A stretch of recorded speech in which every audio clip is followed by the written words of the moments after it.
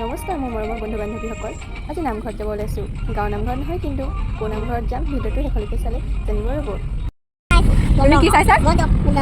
দলং চাইছা? কোনখন দলং? এইখন এইখন দলং। আমি ক'ত যাম? হা? আমি নমুঘৰলৈ যাম কৈ দিয়া। বাই বাই, আমি নমুঘৰলৈ যাম কৈ দিয়া। ইয়াৰ নামঘৰ আহি পালোহি। এই ভাগ নামঘৰ সকলোৰে চিনাকি নহয় জানো?